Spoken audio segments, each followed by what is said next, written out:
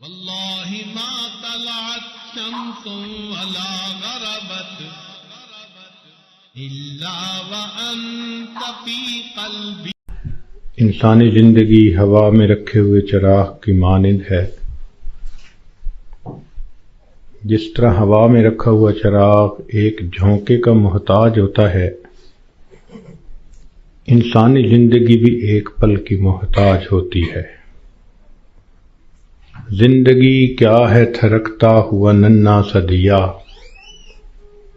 ایک ہی جھونکا جسے آ کے بجھا دیتا ہے۔ یا سرے مژگاں غم کا تھرکتا ہوا آنسو، پلک چھپکنا جسے مٹی میں ملا دیتا ہے۔ اس لیے کسی نے یہ کہا، زندگی انسان کی ہے مانند مرغ بے نوا، شاخ پر کچھ دیر بیٹھا چہچہایا اڑ گیا۔ کہ جس طرح ایک پرندہ کسی شاخ پر آ کر بیٹھتا ہے، تھوڑی دیر چہچہاتا ہے اور چلا جاتا ہے، یہی انسان کی زندگی کی مثال ہے کہ انسان اس دنیا میں تھوڑی دیر کے لیے آیا اور بالآخر اس دنیا سے چلا جائے گا۔ آپ نے دیکھا ہوگا کہ جب بچہ پیدا ہوتا ہے تو اس کے ایک کان میں اذان کہتے ہیں اور دوسرے میں اقامت کہتے ہیں۔ یہ اس بچے کو پیغام دے رہے ہوتے ہیں کہ تیری زندگی کی اذان بھی ہو گئی، تیری زندگی کی اقامت بھی ہو گئی۔ اب اقامت میں اور جماعت کے کھڑے ہونے میں جتنا فرق ہے، اتنا ہی تیری زندگی ہے، لہذا تم اپنی زندگی اس طرح سے گزارو کہ ابھی میری نماز جنازہ قائم ہونے والی ہے۔ اسی لیے یہ حکم ہوا کہ تم دنیا میں ہو تو امتحان گاہ میں ہو۔ یہ دنیا سیرگاہ نہیں، تماشا گاہ نہیں، آرام گاہ نہیں، یہ امتحان گاہ ہے۔ افسوس کہ ہم نے اس کو چراگاہ بنا لیا۔ اللہ رب العزت نے مومن کا گھر آخرت میں بنایا ہے۔ اس کا انحصار انسان کے اعمال پر ہے۔ چنانچہ ہر انسان کا ایک گھر جنت میں بنتا ہے، ایک جہنم میں۔ جب موت کا وقت آتا ہے تو اگر وہ جنتی آدمی ہے تو اس کو اس کا جنت کا گھر دکھایا جاتا ہے۔ اس کے دل خوش ہوتا ہے اس کو دیکھ کے، اور اسی خوشی کے عالم میں اس کی روح کو قبض کر لیا جاتا ہے۔ اور برا انسان جب موت کے قریب پہنچتا ہے تو اس کو جہنم میں اس کا گھر دکھایا جاتا ہے، جس کی وجہ سے اس پر ایک خوف طاری ہوتا ہے، اور اسی خوف کی حالت میں اس بندے کی روح کو قبض کر لیا جاتا ہے۔ یہ بات ذہن میں رکھیے کہ دنیا مٹی گارے سے بنی اور فنا ہونے والی ہے، اور جنت سونے اور چاندی سے بنی اور ہمیشہ باقی رہنے والی ہے۔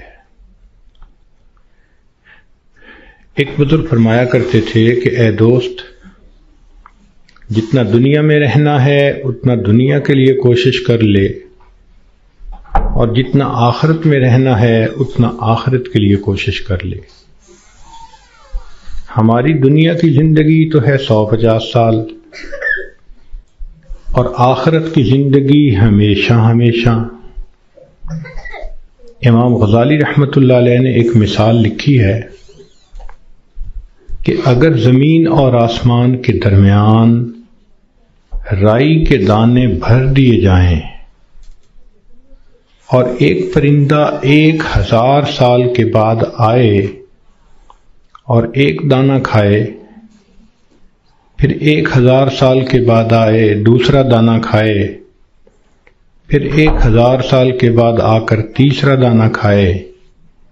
ایک وقت آئے گا کہ زمین و آسمان کے درمیان رائی کے یہ سب دانے ختم ہو جائیں گے.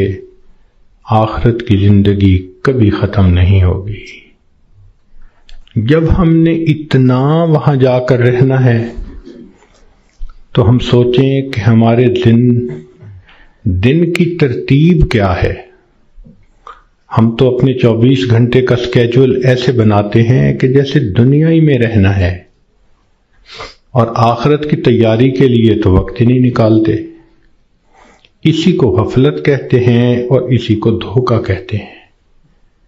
اس لیے دنیا کا نام ہے دار الغرور، دھوکے کا گھر.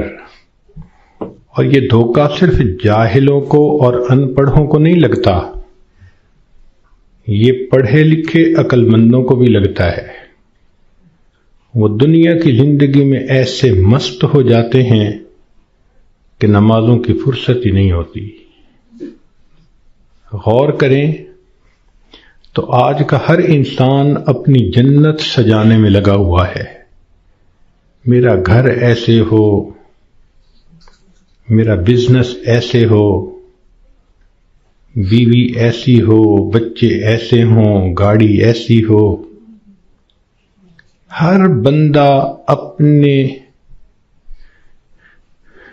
ذہن کے اندر ایک جنت سجا کر اس کو بنانے میں لگا ہوتا ہے، اور اس کو یہ نہیں پتا کہ اللہ نے تو جنت آخرت میں سجائی ہے.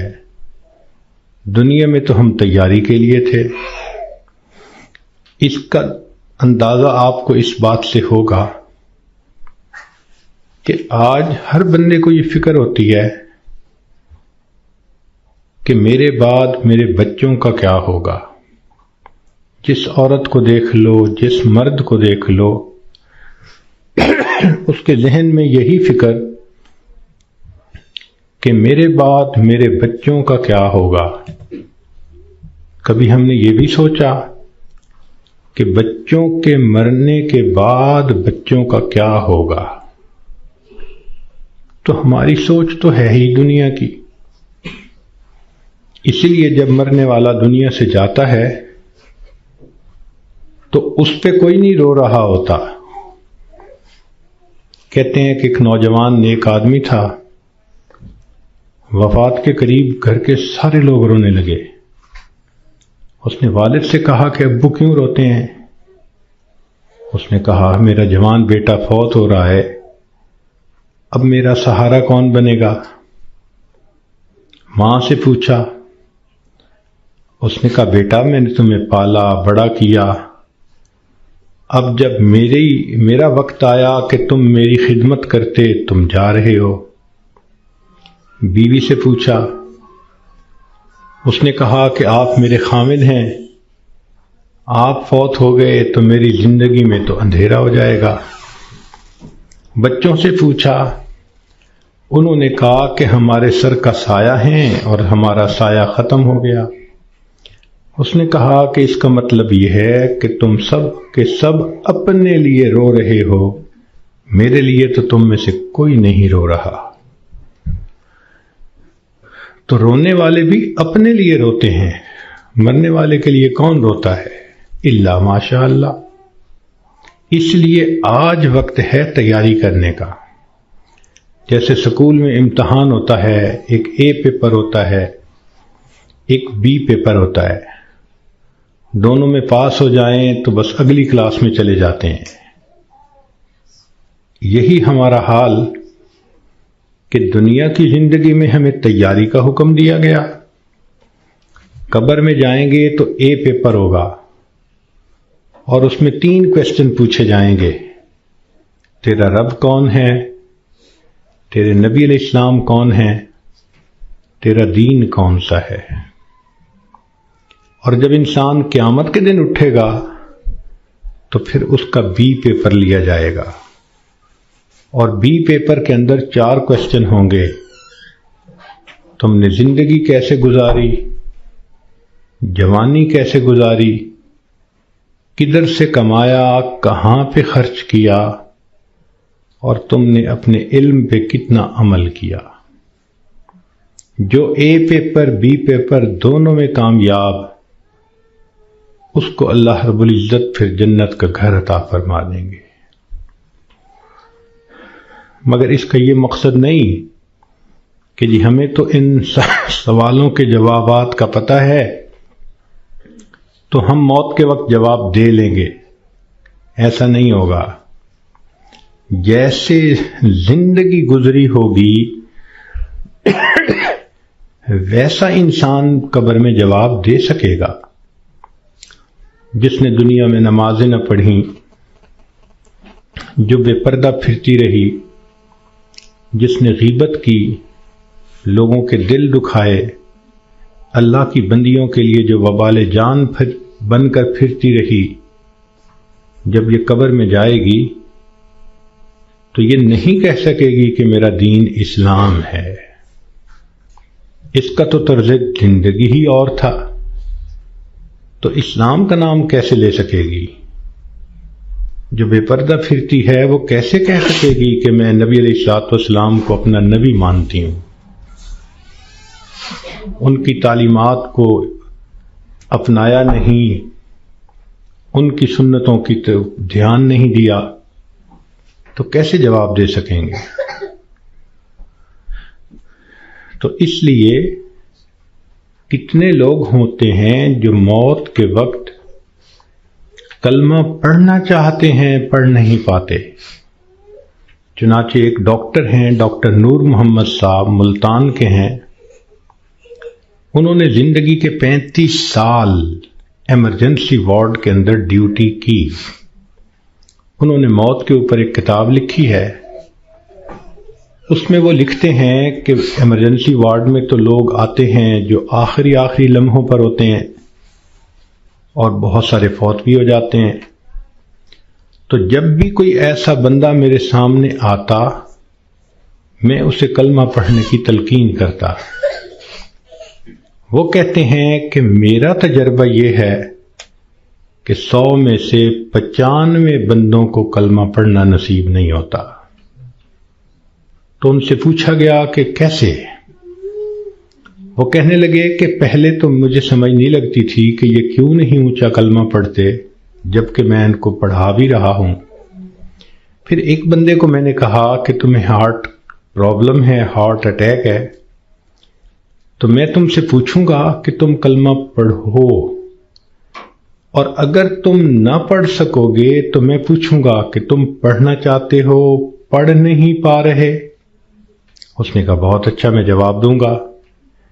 جب اس کی آخری کیفیت آئی تو میں نے اس سے پوچھا تو اس نے اشارے سے بتایا کہ میری زبان پہ فالج پڑ گیا ہے، اب میں بولنا بھی چاہتا ہوں، میری زبان بولتی نہیں. آج اللہ نے زبان کا کنٹرول ہمیں دیا. ہم چاہیں تو ایک دن میں 1000 دفعہ کلمہ پڑھ سکتے ہیں، لیکن جس عورت نے جیتے جاگتے کلمہ پڑھا ہی نہیں، دن گزر گئے، ہفتے گزر گئے، مہینے گزر گئے، زبان پہ کلمے کا ورد جاری ہی نہیں ہوتا، دنیا کی باتیں، دنیا کے فیشن، تو موت کے وقت اچانک کلمہ کیسے جاری ہو جائے گا؟ اس لیے اس سے پہلے کہ لوگ ہمیں کلمہ پڑھائیں، ہم اپنے اختیار سے کلمہ پڑھنے کی مشق کر لیں. تو دنیا کی زندگی میں ہم آئے ہیں آخرت کی تیاری کرنے کے لیے. ہماری مثال ایسی ہے کہ جیسے ایک آدمی کا ویزا لگ چکا ہو اور وہ بورڈنگ پاس لے کر لاؤنج کے اندر پہنچ گیا ہو اور اپنی فلائٹ کے اناؤنس ہونے کا انتظار کر رہا ہو. ہم نے دیکھا کہ لاؤنج میں لوگ بیٹھے ہوتے ہیں، ایک فلائٹ اناؤنس ہوتی ہے، کچھ اٹھ کے چلے جاتے ہیں، پھر دوسری اناؤنس ہوتی ہے اور اٹھ کے چلے جاتے ہیں، نئے آتے رہتے ہیں اور یہ اٹھ کے جاتے رہتے ہیں. بالکل زندگی کا یہی معاملہ، نئے بچے پیدا ہوتے رہتے ہیں اور جو پہلے سے موجود ہیں وہ اس دنیا سے رخصت ہوتے رہتے ہیں۔ ہم سب کا موت کا ویزا لگ چکا، ہم لاؤنج میں ہیں، کب ہماری فلائٹ ہے یہ بھی ہمیں پتہ نہیں۔ نبی علیہ الصلوۃ والسلام نے ارشاد فرمایا، میری امت کی عمریں بین 70 و 60، 60 اور 70 کے درمیان ہوں گی، یعنی ایسا بھی ہوگا کہ کسی کی عمر 100 سال یا اس سے زیادہ، اور ایسا بھی ہوگا کہ کوئی پیدا ہوتے ہی بچہ مر جائے گا۔ تو جب اوسط نکالیں گے تو گراس ایوریج اس امت کی 60 سے 70 سال بنے گی۔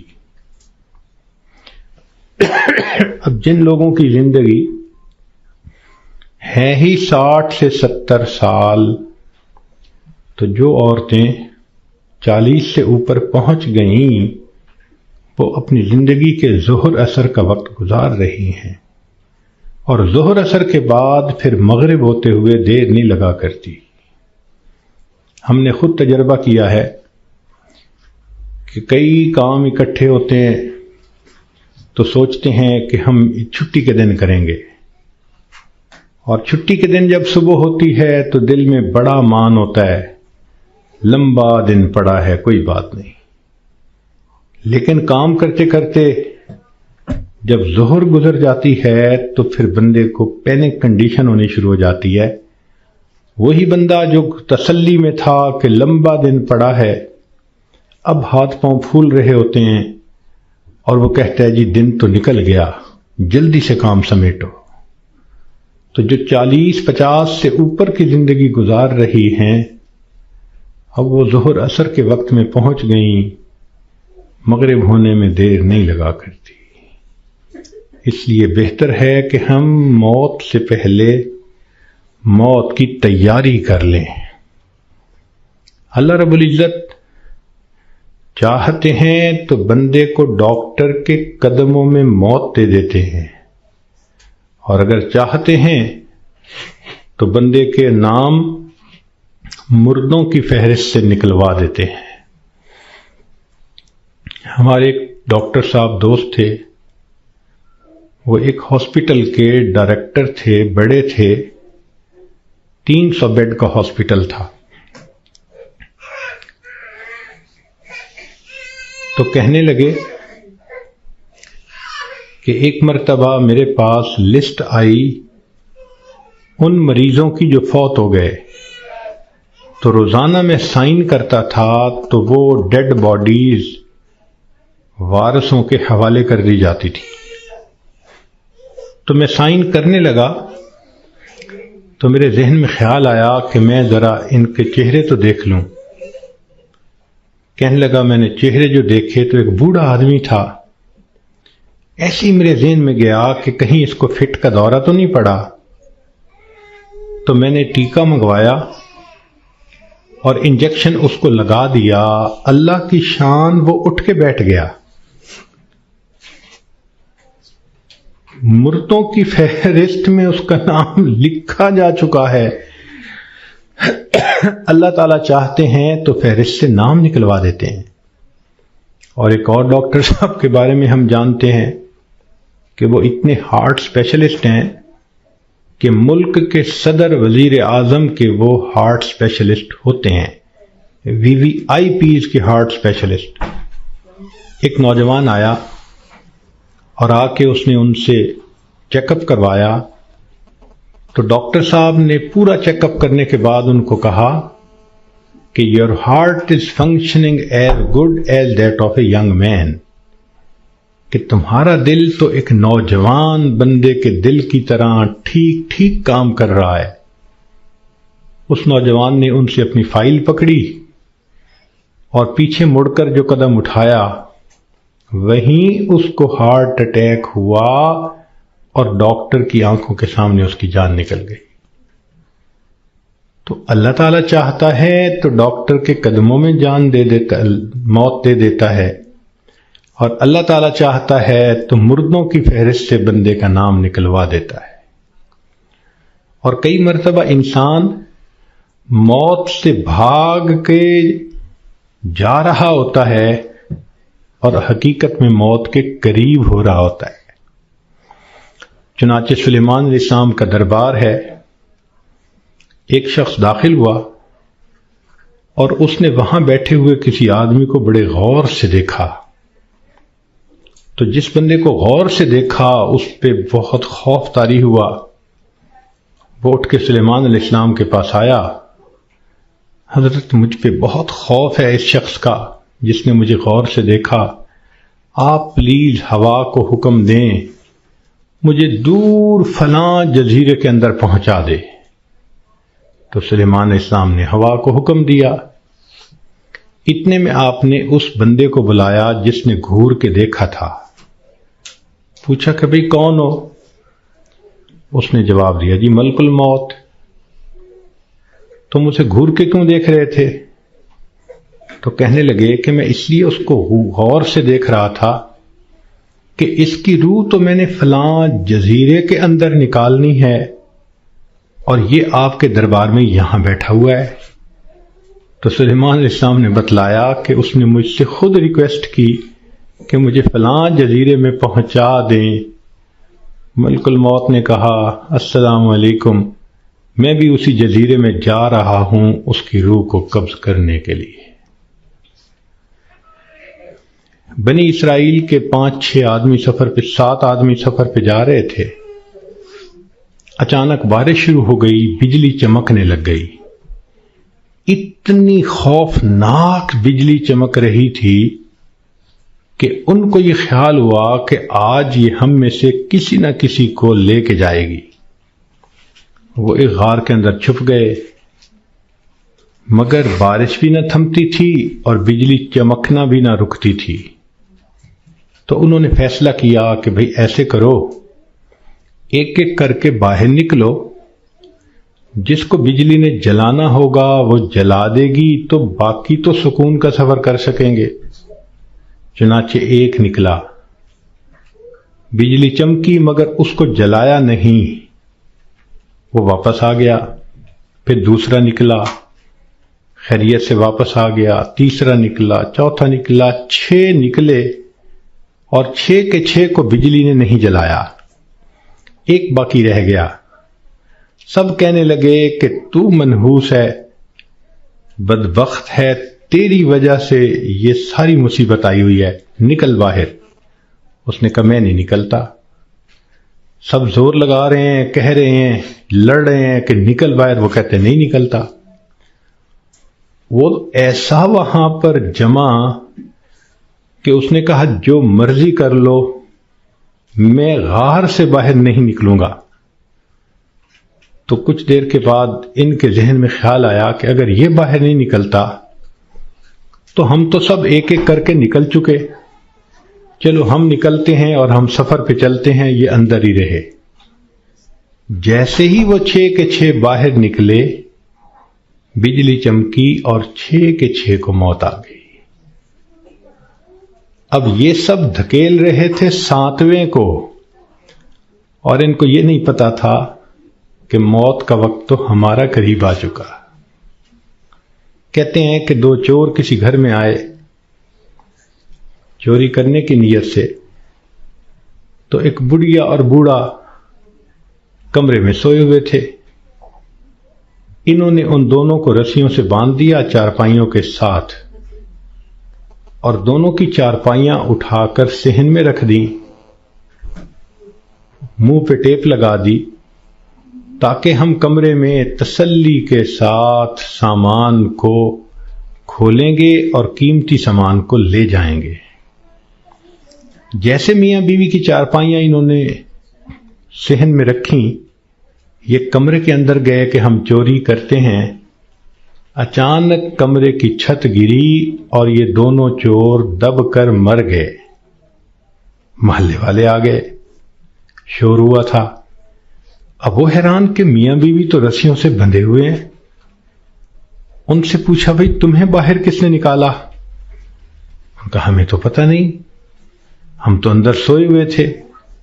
ان کو کھولا گیا، جب ملبہ ہٹایا گیا تو اس کے اندر 2 چوروں کی لاشیں دبی ہوئی تھیں. پتہ چلا کہ چور ان کو نکال رہے تھے کہ ہم چوری کریں گے، اور ان کو یہ نہیں پتا تھا کہ ہم اپنی موت کا خود انتظام اپنے ہاتھوں سے کر رہے ہیں.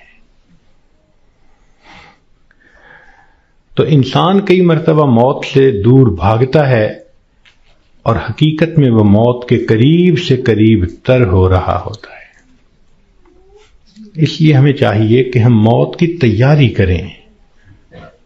مہلت ہر ایک کو ملی ہے، کسی کو کم کسی کو زیادہ.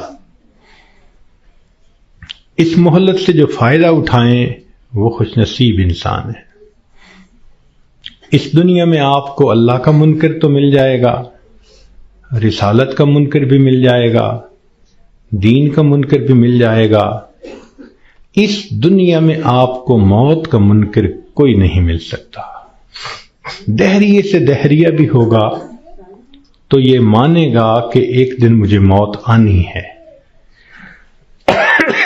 جب موت آنی ہی ہے تو کیوں نہ انسان اس کے لیے تیاری کر لے. اور موت کی تیاری یہ نہیں کہ انسان جاگنگ کرے اور ویٹ لفٹنگ کرے اور ایکسرسائز کرے، نہیں. موت کی تیاری یہ ہے کہ انسان اپنے پچھلے گناہوں سے توبہ کر لے، آئندہ نیکوکاری کی زندگی گزارنے کا ارادہ کر لے، اور جو لوگوں کے حقوق اس پر ہیں ان سے معافی مانگ لے. ہم نے دیکھا کہ بسا اوقات جو بندہ بیمار ہوتا ہے اس کے ساتھ اوپر والے ظلم کرتے ہیں. ظلم کا کیا مطلب؟ کہ اس کو حقیقت نہیں بتاتے کہ بیماری کتنی ہے، تسلی دیتے رہتے ہیں، اور وہ جھوٹی تسلی ہوتی ہے. ابو ٹھیک ہو جائیں گے، امی ٹھیک ہو جائیں گی، اور وہ سمجھتے ہیں کہ ہم بڑا نیکی کا کام کر رہے ہیں. وہ جی بتائیں گے تو ابو کو شوق لگے گا. بھائی شوق تو ان کو لگے گا جب اچانک موت آ جائے گی. یہ بہتر نہیں کہ ان کو پہلے سے انفارم کر دیا جائے کہ جی بیماری خطرناک ہے، زندگی کا پتہ نہیں، ابو کلمہ پڑھ لیں، ابو تیاری کر لیں. اوپر والے ظلم کرتے ہیں بندے کے ساتھ. چنانچہ ایک مرتبہ میں اپنا واقعہ آپ کو سناتا ہوں. ایک صاحب تھے جو سیکٹری لیول کے تھے، بہت لکھے پڑھے اور بڑی ان کی تنخواہ اور گاڑیاں اور ٹیلنٹڈ انسان. ان کی ریٹائرمنٹ ہوئی تو وہ بیمار ہوئے تو ہاسپٹل میں تھے. گھر آئے تو ہم ان کی تباہ پرسی کے لیے حاضر ہوئے. تو جب اس کے بڑے بیٹے نے مجھے دیکھا تو کہنے لگا، حضرت صاحب میرے ابو کے لیے دعا کر دیں، ڈاکٹر نے تو ہمیں جواب دے دیا ہے اور کہا ہے کہ بس ہفتے 10 دن کی بات ہے، ان کے اندر کینسر پھیل چکا. لیکن ہم نے ابو کو نہیں بتایا. آپ بھی پلیز ابو کو نہ بتانا. میں خاموش رہا. خیر اندر گئے، ملاقات ہوئی. تھوڑی دیر کے بعد میں نے انہیں کہا جی کہ مجھے آپ سے کوئی بات کرنی ہے. تو انہوں نے سب کو جانے کا حکم دے دیا کہ بھی کمرے سے جاؤ، میں حضرت جی سے کوئی بات کرنا چاہتا ہوں. جب وہ اکیلے ہو گئے تو میں نے ان سے بات کی کہ دیکھیں، زندگی کا کوئی بھروسہ نہیں، کوئی نہیں جانتا کہ کب موت آئے گی. کیا پتا میری موت پہلے آئے، کیا پتا آپ کی موت پہلے آئے. ہم نے آنکھوں سے دیکھا ہے بوڑھا باپ جوان بیٹے کی لاش کو دفن کر رہا ہوتا ہے، اور کئی مرتبہ جوان باپ اپنے نوزائیدہ بچے کی لاش کو دفن کر رہا ہوتا ہے. تو یہاں کیا بھروسہ زندگی کا؟ کہنے لگے بالکل صحیح بات ہے. میں نے کہا کہ بات یہ ہے کہ آپ کی جو رپورٹیں ہیں ان سے پتہ چلتا ہے کہ آپ کے اندر کینسر بہت پھیل چکا، اور ڈاکٹروں نے ہفتہ 10 دن کا وقت دیا ہے. تو بہتر یہ ہے کہ آپ تیاری کر لیں. یہ بات سنتے ہی اس کی آنکھوں میں چمک آ گئی اور وہ مجھے کہنے لگا کہ حضرت صاحب آپ نے سچ کہا، یہ سارے لوگ مجھے جھوٹی تسلیاں دے رہے تھے، مجھے کنفیوز کر رہے تھے۔ میرا دل کہتا تھا کہ میری بیماری خطرناک ہے، اور یہ اوپر والے کہتے تھے، رپورٹ بھی نہیں دکھاتے تھے، کہتے تھے بس ٹھیک ہو جائے گا، آپ فوراً ٹھیک ہو جائیں گے۔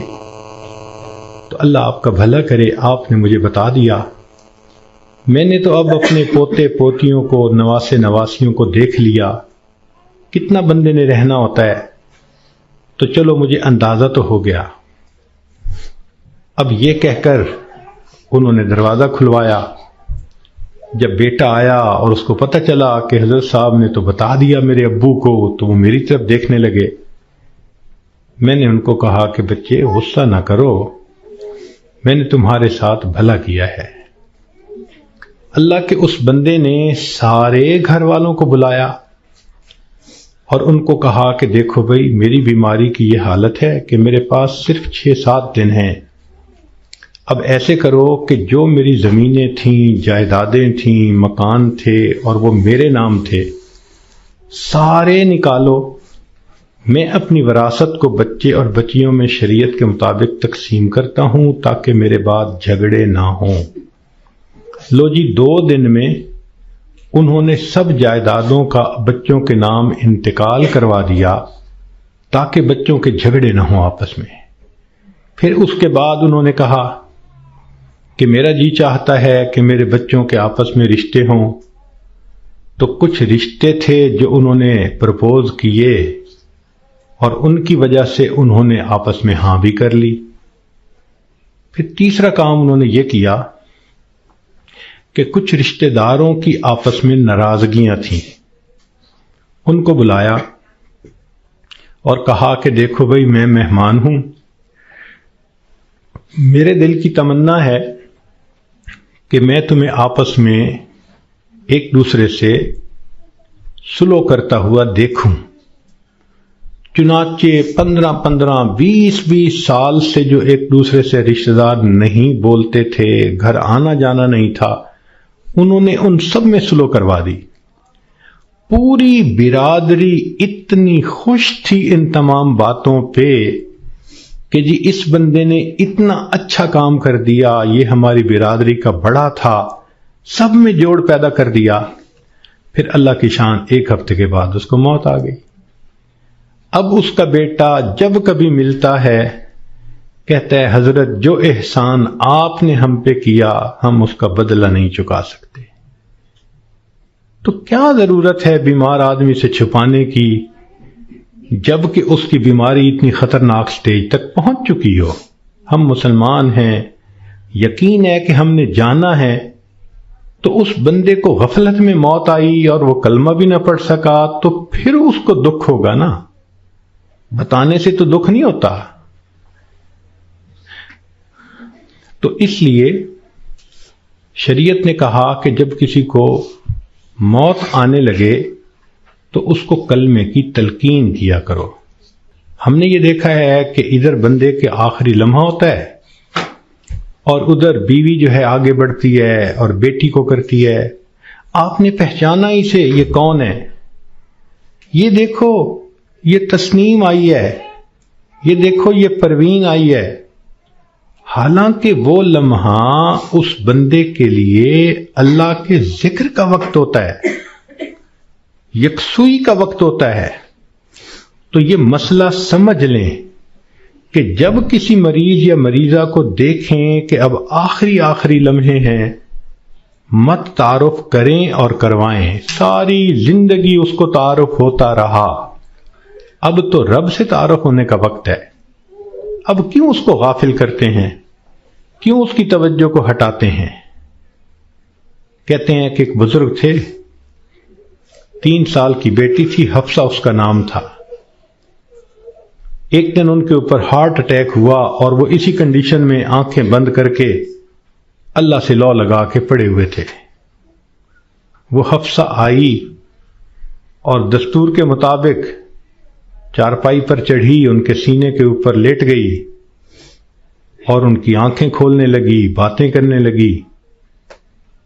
وہ خاموش رہے تو حفصہ کہنے لگی ابو آپ مجھ سے بات نہیں کرتے، لو میں بھی آپ سے بات نہیں کرتی، میں نے آپ سے کاٹی کر دی۔ یہ کہہ کے وہ بچی دوسرے کمرے میں چلی گئی اور وہاں جا کے اس نے رونا شروع کر دیا۔ ماں نے دیکھا بیٹی رو رہی ہے تو وہ آئی، بیٹی کیوں رو رہی ہو؟ اس نے کہا ابو مجھ سے نہیں بولتے، میں ابو سے نہیں بولتی۔ تو ماں اپنی بیٹی کو اٹھا کے لائی اور ان کے پاس آ کر کہنے لگی دیکھیں نا آپ حفصہ سے نہیں بول رہے، یہ آپ سے ناراض ہو گئی ہے، آپ حفصہ کو منا لیں۔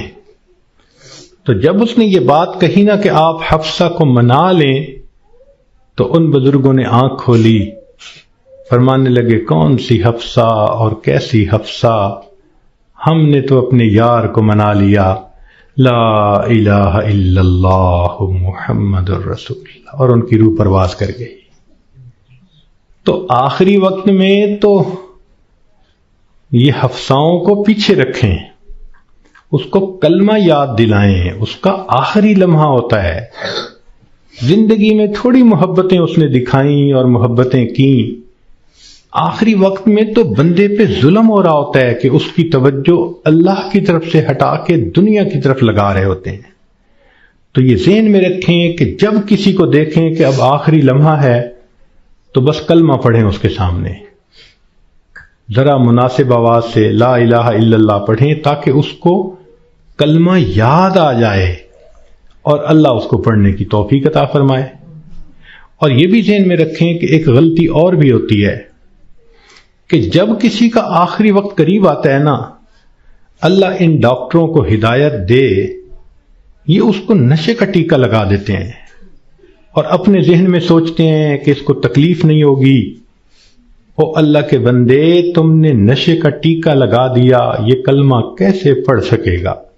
ساری زندگی جس کی تمنا رہی کہ میں آخری وقت میں کلمہ پڑھ کے جاؤں، تم اس کو بے ہوش کر دو گے تو اس نعمت سے محروم کر دو گے۔ اس لیے جب آپ دیکھیں کہ اب آخری وقت ہے تو ڈاکٹروں کو منع کر دیں، ہاسپٹل میں ہوں گھر میں ہوں، ڈاکٹر کو سختی سے کہیں کہ ڈاکٹر صاحب اس وقت آپ نے نشے کا ٹیکہ نہیں لگانا، تاکہ ہوش کے ساتھ یہ کلمہ پڑھ کے ایمان کے ساتھ دنیا سے رخصت ہو۔ اس وقت کی جو تکلیف ہوتی ہے وہ تو گناہوں کی معافی ہو جاتی ہے۔ تو یہ بھی غلطی ہو جاتی ہے، اس کا بھی بڑا خیال رکھیں۔ اور ایک آخری بات کہ ہم نے دیکھا کہ لوگ جب میت کا جنازہ پڑھتے ہیں تو اس وقت اعلان کرواتے ہیں، اور یہ اگر لین دین کا معاملہ ہو تو ان کے بیٹوں سے کر لو، اور اگر کسی کا کچھ دکھ دیا ہو، دل دکھایا ہو تو پلیز اللہ کے لیے سب معاف کر دیں۔ تو پہلی بات تو یہ بتائیں کہ جن کا اس نے دل دکھایا کیا وہ اس کا جنازہ پڑھنے آئے ہوں گے؟ اور دوسری بات کہ اگر اس نے رشتہ دار عورتوں کا دل دکھایا تو عورتیں تو ویسے ہی جنازہ پڑھنے نہیں آتی۔ تو موت کے بعد اعلان کروانے کا اتنا فائدہ نہیں، لطف اور مزہ تو یہ ہے کہ زندگی میں یہ معافی مانگے۔ کم لوگ ہوتے ہیں جو اپنی زندگی میں لوگوں سے معافی مانگ لیتے ہیں۔ ہمارے ایک بزرگ تھے، سفید ریش ہو گئے تھے، ان کی ایک خوبصورت عادت تھی، وہ جس کسی سے ملتے تو الوداع ہوتے ہوئے فرماتے، آپ کے تو میرے اوپر بہت حقوق ہیں، میں کمزور ہوں، ادا نہیں کر سکا، آپ مجھے اللہ کے لیے معاف کر دیں۔ شریعت کہتی ہے کہ جب کہنے والے نے یہ کہا اور سننے والے نے آگے سے مسکرا دیا تو بس اس نے گویا معاف کر دیا۔ وہ ہر کسی سے معافی مانگتے تھے، بڑے سے بھی، چھوٹے سے بھی، ہر کسی سے۔ تو مرد بھی اس عادت کو اپنائیں، عورتیں بھی اس عادت کو اپنائیں۔ بیوی خامن سے معافی مانگ لے، خامن بیوی سے معافی مانگ لے، بچے آپس میں ایک دوسرے سے معافی مانگ لیں۔ یہ معافی مانگنے کی عادت اچھی عادت ہے، اس میں کوئی شان گھٹ نہیں رہی ہوتی کہ بندہ کہہ دے جی مجھ سے تو بہت کوتاہیاں ہوئیں، اور اگر آپ ہرٹ ہوئے پلیز آپ مجھے معاف کر دیں. بلکہ بعض تو بچیوں کو یہ ایسی عادت پڑ جاتی ہے کہ وہ جس کسی سے بات کرتی ہیں بیٹھتی ہیں ہر ایک سے معافی مانگ لیتی ہیں. تو یہ بھی ایک بہت اچھی عادت ہے کہ دنیا کے معاملات کو انسان دنیا میں ہی سمیٹ جائے. کون ہے جو آخرت میں جواب دینے کے قابل ہو سکے؟ تو آج وقت ہے تیاری کرنے کا، اور اس کو کہتے ہیں موت کی تیاری، کہ انسان گناہوں کو چھوڑے، نیکیوں کو اپنائے، زندگی شریعت کے مطابق بنائے، جتنے دل لوگوں کے حقوق میں کوتاہی کی، غیبت کی، دکھ دیا، ان سب سے معافی مانگ لے. جس بندے نے ایسا کر لیا اور اپنی توجہ کو اللہ کی طرف کر لیا، اس نے گویا اپنی موت کی تیاری کر لی. اب جب موت آئے گی اس کے لیے خوشیوں کے دروازے کھلتے چلے جائیں گے. تو ہمیں چاہیے کہ ہم موت کے لیے تیار رہیں. ہمیں نہیں معلوم کہ ہمیں کس حال میں موت آئے گی. میں اپنی بات کو ذرا سمیٹنا چاہ رہا ہوں. امید ہے کہ آپ توجہ سے بات سنیں گی. کہ ایک شخص کو دشمنوں نے قتل کیا اور نہر میں پھینک دیا، اور اس کی لاش پانی کے اندر کئی دن ڈوبی رہی. جب وہ اوپر آئی سطح پر تو اتنی پھول گئی تھی کہ بندے کی پہچان ممکن ہی نہیں تھی، شکل ہی بدل گئی تھی.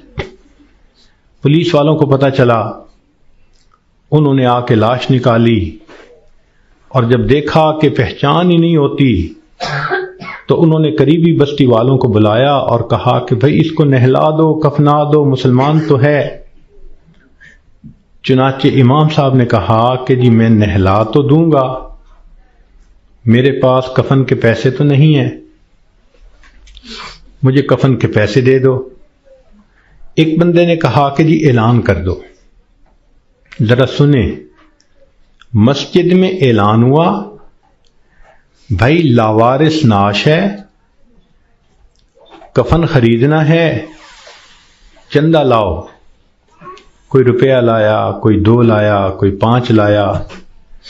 آدھے گھنٹے تک اعلان ہوتا رہا کہ لاوارث لاش ہے، کفن خریدنا ہے. آدھے گھنٹے کے بعد پھر جا کر پیسے پورے ہوئے، کفن خریدا گیا، اس کو نہلایا گیا، کفنا دیا گیا، جنازہ پڑھایا گیا. جنازہ پڑھتے ہوئے ایک آدمی کی آنکھ میں بھی آنسو نہیں تھے، اس لیے کہ کوئی جانتا ہی نہیں تھا یہ کون ہے. جب اس کو دفن کیا گیا تو 3 مہینے کے بعد کیس کی حقیقت کھلی. تب پتہ چلا کہ وہ سرگودا کے علاقے کا ایک ذمہ دار تھا. 4 مربع اس کے باغات تھے، کروڑوں کی سالانہ آمدنی تھی. کوئی 6 کروڑ روپیہ اس کے بینک بیلنس کے طور پہ موجود تھا، اور اس کے 4 جوان العمر بیٹے تھے. اس لینڈ لارڈ نے کبھی سوچا بھی نہیں ہوگا کہ میں کروڑوں پتی بندھا جب دنیا سے جانے لگوں گا تو چندے کا کفن لے کے جاؤں گا. اس کو کہتے ہیں وارث مان نہ کری وارثاں دا، رب بے وارثا کر مار دئی. کہ وارث تم اپنے وارثوں کا مان نہ کرنا، اللہ بندے کو لاوارث کر کے مار دیتے ہیں. ہمیں کیا پتہ کس حال میں موت آئے گی. آج وقت ہے اس موت کی تیاری کرنے کا. اس لیے امام غزالی رحمۃ اللہ علیہ فرماتے ہیں، اے دوست تجھے کیا معلوم کہ بازار میں وہ کپڑا پہنچ چکا ہو جسے تیرا کفن بننا ہے. ہم نہیں جانتے کب ہمارا کفن بازار میں آ جائے گا. لوگ یعنی شادی اور بیاہ میں مشغول ہوتے ہیں اور ان کو نہیں پتہ ہوتا ان کے کفن کا کپڑا پہنچ چکا ہوتا ہے. اس لیے چاہیے کہ ہم موت کی تیاری کریں، نیکی کریں، جھوٹ کی زندگی سے بچیں، سچ کی زندگی کو اختیار کریں، نبی علیہ السلام کی ایک ایک سنت کو اپنائیں تاکہ موت کے لیے ہم بھی تیار رہیں. کیا معلوم کب جانا پڑ جائے. ہمارا حال تو وہی ہے کہ بارات پہنچ گئی تھی اور لڑکی والے لڑکی کے کان سلوانے گئے ہوئے تھے کہ جی ہم نے کانوں میں بالیاں ڈالنی ہیں. جیسے اس لڑکی والوں کو شرمندگی ہوئی وہی حال ہمارا ہے کہ ملک الموت پہنچ جائیں گے اور ہم نے ابھی تیاری ہی نہیں کی ہوگی. ہم نے کتنی بار آنکھوں سے دیکھا جوان العمر بیٹا چارپائی کے اوپر لیٹا ہوا ہوتا ہے، ماں آگے بڑھتی ہے، بیٹے تجھے کیا ہوا، مجھے بتاؤ تو صحیح. بیٹا خاموش ہوتا ہے. ماں رو کر کہتی ہے بیٹے تم تو میری ہر بات پہ لبیک کہا کرتے تھے، تم میرے اتنے فرما بردار بیٹے تھے، کیا ہوا؟ بیٹا اپنی اماں سے نہیں روٹھا کرتے، نہیں خفا ہوتے، بتاؤ تمہیں کیا ہوا. بچہ خاموش ہوتا ہے. بالآخر بیوی آگے بڑھتی ہے، میرے سرتاج، میرے ہمراز، مجھے تو بتائیے کیا ہوا. اگر آپ میری کسی بات پہ خفا ہیں میں آپ سے سوری کر لیتی ہوں، معافی مانگ لیتی ہوں، مجھے بتائیں کیا ہوا. نوجوان خاموش ہوتا ہے. بہن آگے بڑھتی ہے، میرے ویر مجھے بتائیں تو صحیح کیا ہوا. خاموش ہوتا ہے. بہن کہتی ہے کہ مجھے بتائیں، میں ابھی ڈاکٹر کو بلواتی ہوں. مگر جوان کوئی جواب نہیں دیتا. بیٹی آگے بڑھتی ہے، ابو مجھے بتائیں تو صحیح کیا ہوا. ابو میں آپ کی بیٹی ہوں، میں آپ کی خدمت کے لیے 24 گھنٹے حاضر ہوں. کچھ کھانا ہے یا پینا ہے مجھے بتائیے، کوئی کام ہے مجھے بتا دیجئے. ابو مجھے بتائیں تو صحیح کیا ہوا. باپ خاموش ہوتا ہے. بیٹی روتی رہ جاتی ہے. ماں پھر آگے بڑھتی ہے، بیٹے میں نے کال کر دی ہے، ابھی ڈاکٹر کو بلواؤں گی، تمہارا علاج کرواؤں گی. بیٹا خاموش ہوتا ہے. اسی خاموشی کی حالت میں ماں دیکھتی ہے، آنکھیں کھلی رہ گئیں، روح نکل گئی. وہ اپنے کانپتے ہاتھوں کے ساتھ جوان بیٹے کی آنکھوں کو انگوٹھے رکھ دیتی ہے. اس ماں نے کبھی سوچا بھی نہ تھا میں بڑھاپے میں جوان بیٹے کی آنکھیں بند کروں گی. جب بچے کی روح نکل جاتی ہے سب رو رہے ہوتے ہیں، کہنا شروع کر دیتے ہیں میت کو فلاں کپڑے میں رکھ دو. تھوڑی دیر پہلے یہ کسی کا باپ تھا، یہ نوجوان کسی کا بیٹا تھا، کسی کا بھائی تھا، کسی کا خاوند تھا. اب کیا ہوا؟ سب نے اس کو میت میت کہنا شروع کر دیا. تو جواب ملے گا اصلی انسان تو چلا گیا، یہ اس کا جسم باقی ہے، اس کو بھی ہم اس کے اصلی گھر پہنچائیں گے.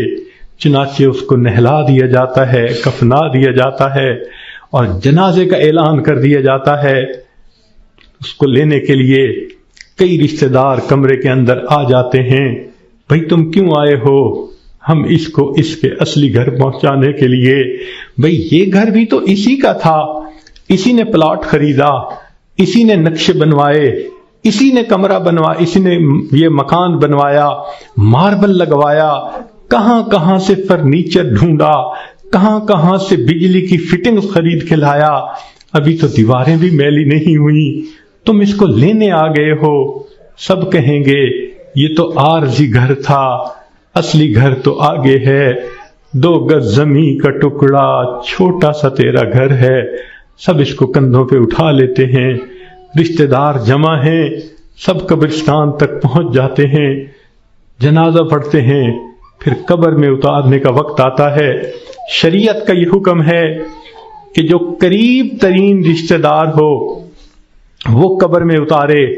ہم نے اپنی آنکھوں سے یہ منظر دیکھے، جوان بیٹے کو باپ قبر میں اتار رہا ہوتا ہے، بھائی کو بھائی قبر میں اتار رہا ہوتا ہے. اللہ کی شان، یہ تو شریعت کی مہربانی ہے. اس نے عورتوں کو منع کر دیا کہ تم جنازے میں اور قبرستان میں مت جاؤ. اگر کبھی عورتوں کو بھی حکم ہوتا کہ تم جاؤ اور اپنے بیٹے کو دفن کر کے آؤ، مجھے تو لگتا ہے کتنی مائیں ہوتی جو جوان بیٹے کے ساتھ خود بھی دفن ہونا پسند کرتی. کیسی عجیب اللہ تعالیٰ نے مردوں کو ہمت دی ہوتی ہے جوان بیٹے کو جس کے جسم پہ کبھی میلا کپڑا بھی باپ برداشت نہیں کرتا تھا، آج اس کو زمین پہ لٹا دیتا ہے، اپنے ہاتھوں سے مٹی ڈال دیتا ہے، بھائی مٹی ڈالتے ہیں، دوست مٹی ڈالتے ہیں، منو مٹی کے نیچے اس کو دبا کے اللہ کے حوالے کر کے آ جاتے ہیں۔ جب اللہ کے حوالے ہونا ہی ہے، اے انسان تو اپنے آپ کو آج اللہ کے حوالے کر دے۔ اللہ میں اپنے آپ کو آپ کے حوالے کرتی ہوں، جو آپ کا حکم ہوگا میں اس پہ چلوں گی، جو گناہ ہوگا میں اس سے بچوں گی۔ آج حوالے کریں گے تو اس کا فائدہ ہوگا۔ چنانچہ انسان کو بالآخر اللہ کے حضور جانا ہی ہے۔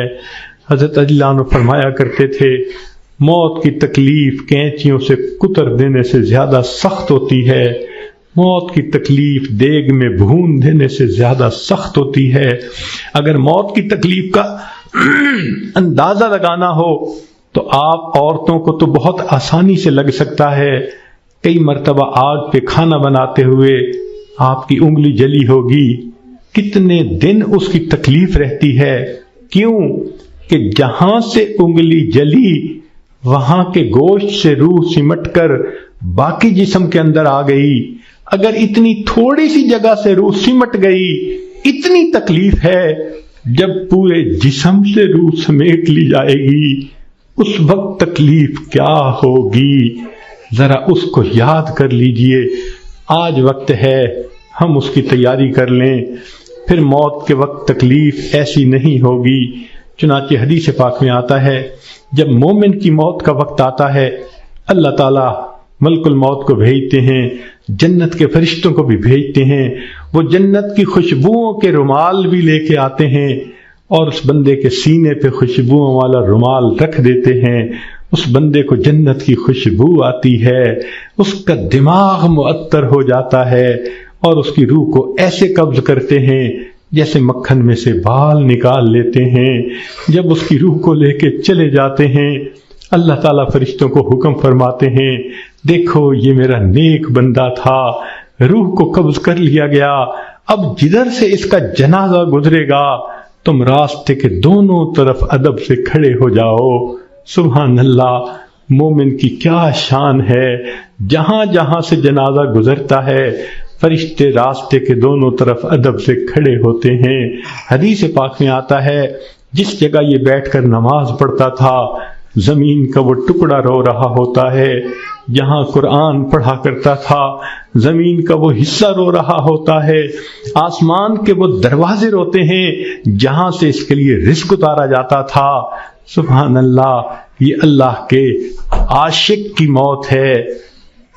اس لیے کہا گیا کہ عاشق کا جنازہ ہے، ذرا دھوم سے نکلے، محبوب کی گلیوں سے ذرا گھوم کے نکلے۔ یہ عاشق کا جنازہ جا رہا ہے۔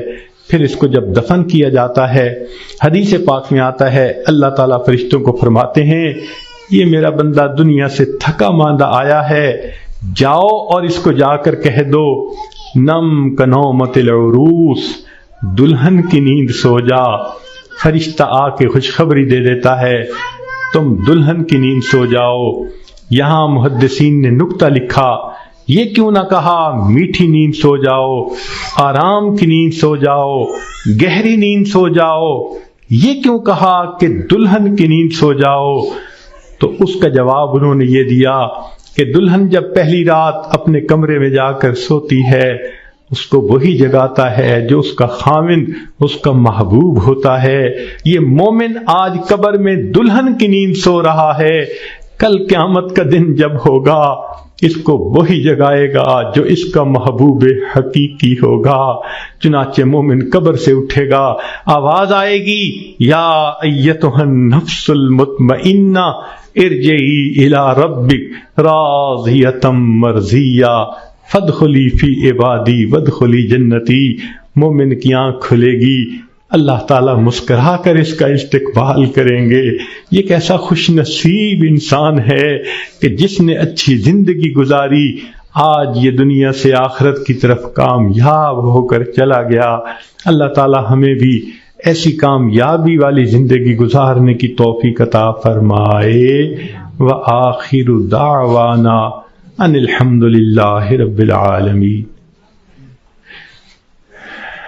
کچھ مستورات کی طرف سے یہ پیغام تھا، وہ توبہ طائب ہونا چاہتی ہیں، بیعت کرنا چاہتی ہیں، تو دل میں یہ نیت کر لیجئے کہ ہم زندگی کے پچھلے سب گناہوں سے سچی پکی توبہ کر رہی ہیں اور آئندہ نیکوکاری کی زندگی گزارنے کا دل میں ارادہ کر رہی ہیں۔ جیسے نیت ہوتی ہے ویسے مراد مل جاتی ہے۔ نیت کیجئے اللہ ہمیں آئندہ سچی اور سچی زندگی گزارنے کی توفیق عطا فرما۔ الحمدللہ وکفا وسلام علی عبادہ الذین اصطفیٰ، اما بعد۔ یہ کلمات جو میں پڑھوں گا پیچھے پیچھے پڑھتی جائیے۔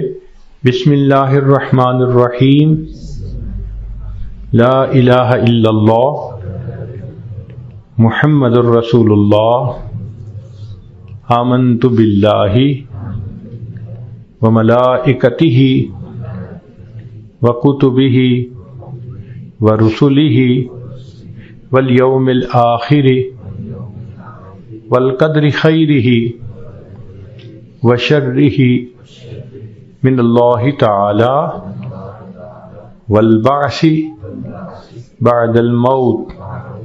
آمنت باللہ کما ہوا باسمائہ وصفاتہ وقبلت جمیع احکامہ اقرار باللسان وتصدیق بالقلب۔ اشہد ان لا الہ الا اللہ واشہد ان محمدا عبدہ ورسولہ۔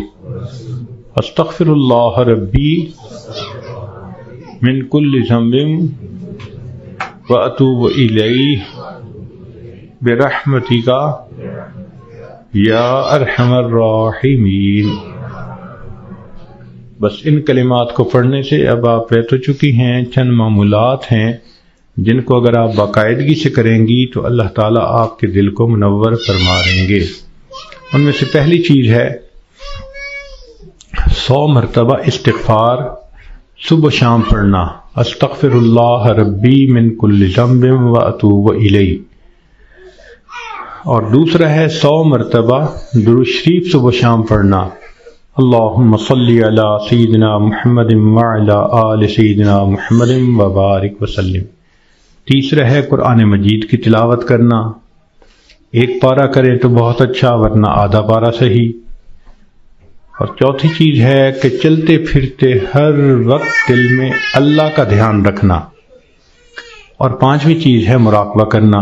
مراقبے کا طریقہ یہ ہے کہ ساری دنیا کے خیالات سے آپ تھوڑی دیر کے لیے اپنے آپ کو فارغ کر لیں، آنکھوں کو بند کر لیں، سر کو جھکا لیں، دنیا اور جو کچھ دنیا میں ہے اس سے ہٹ کٹ کے اللہ رب العزت کی یاد میں ڈوب جائیں اور یہ سوچیں کہ اللہ رب العزت کی رحمت آ رہی ہے، دل میں سما رہی ہے، دل کی ظلمت اور سیاہی دور ہو رہی ہے، اور میرا دل اللہ اللہ اللہ، یہ میرا دل کہہ رہا ہے، دل بول رہا ہے اور میں سن رہی ہوں۔ 10-15 منٹ اس طرح بیٹھنے سے آپ کے دل کے اندر اللہ کی محبت بھرے گی۔ ابھی تھوڑی دیر دعا سے پہلے اس کی مشق کر لیں۔ جتنی عورتیں بیٹھی ہیں تھوڑی دیر آنکھوں کو بند کر لیں اور اپنے دل کی طرف دھیان کریں کہ میرا دل اللہ اللہ اللہ کہہ رہا ہے۔